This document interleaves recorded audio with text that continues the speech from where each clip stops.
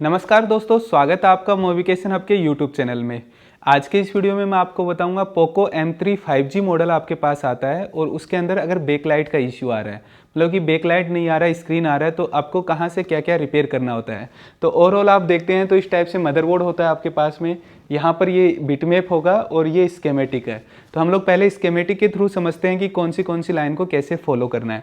तो सबसे पहले यहाँ पर देखेंगे तो ये आईसी है, ये वाला बैकलाइट का आईसी है U1901। तो आप यहाँ पर बिटमैप के अंदर देखेंगे, ये बिटमैप है। बिटमैप के अंदर देखिए यहाँ पर ये आईसी लगा हुआ है U1901।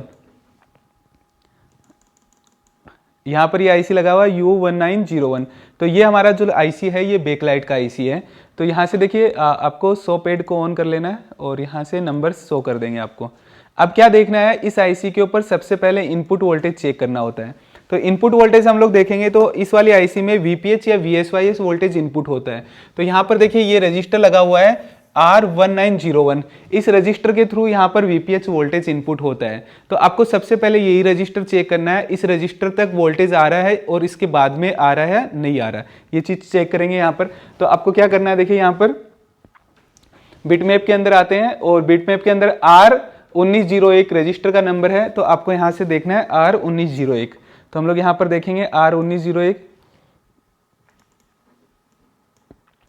तो यहाँ पर देखिए ऊपर की साइड में एक सेंसर लगा है, उसके पास में यहाँ देखेंगे तो R1901 ये लगा हुआ है, हमारे पास में रजिस्टर है। तो इस रजिस्टर पर देखिए एक साइड में आपके पास में VSYS वोल्टेज आ रहा है और दूसरी साइड में हम लोग इस पर क्लिक करेंगे तो ये वोल्टेज इस जो हमारा बैकलाइट आईसी है आईसी के अंदर जाएगा।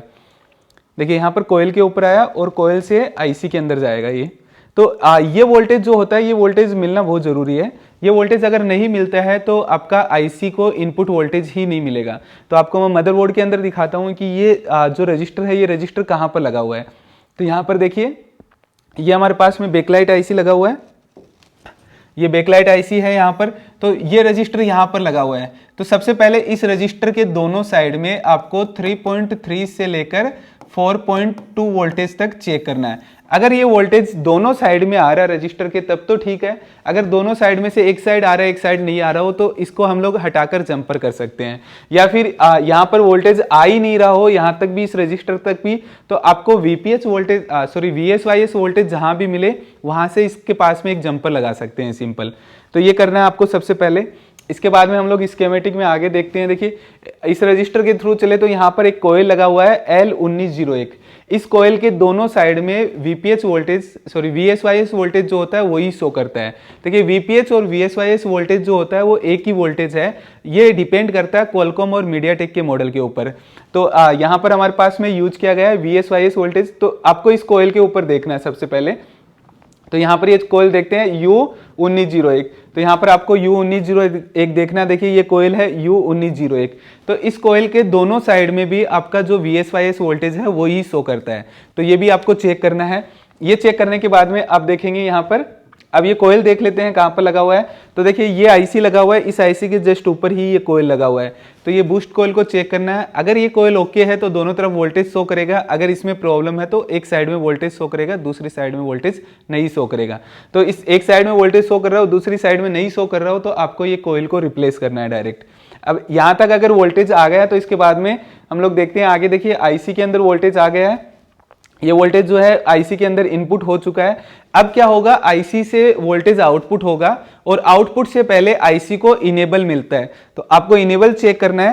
तो यहाँ पर देखिए ये यहाँ पर 2 HDSL का लाइन है। इसके अलावा देखिए यहाँ पर एक इनेबल है HWEN, ये एक इनेबल है। ये इनेबल आपको चेक करना है कि ये इनेबल कहाँ से मिल रहा है इसको। अगर ये इनेबल नहीं मिला तो ये आईसी वर्क नहीं करेगी। तो इसको चेक करने के लिए देखिए इसको फॉलो करेंगे, यहाँ से pin number A3 number pin है, इसको फॉलो करते हैं। तो ये इनेबल जो होता है, ये इनेबल आपका यहाँ पर देगा CPU इसको। तो देखिए यहाँ पर ये CPU आ गया MT6368, ये CPU इसको इनेबल देता है। तो आपको ये चेक करना है कि इनेबल मिल रहा है या नहीं मिल रहा। इसके बाद में नेक्स्ट हम लोग देखते हैं यहाँ पर, इसके बाद में एक PWM का लाइन है, ये भी आपको चेक करना है। ये PWM का लाइन भी इस मॉडल के अंदर CPU से कनेक्ट किया गया है। अदरवाइज बहुत सारे मॉडल हम लोग देखते हैं तो ये वाला लाइन जो होता है आपका डिस्प्ले कनेक्टर से कनेक्ट किया जाता है। तो यहाँ पर देखिए CPU से कनेक्ट किया गया है। तो A1 वाली पिन के ऊपर देखेंगे डिस्प्ले PWM नाम लिखा हुआ है, इसको कॉपी करते हैं। नेक्स्ट किया मैंने, यहाँ से नेक्स्ट किया तो यहाँ पर देखिए LCM कंट्रोलर के अंदर आया है और जो कि हमारा MT6368 ये CPU यहाँ पर लगा हुआ है। तो ये चीज़ चेक करनी है। इसके बाद में आपको क्या चेक करना है, यहाँ से वोल्टेज जो कि आउटपुट हो गए वोल्टेज।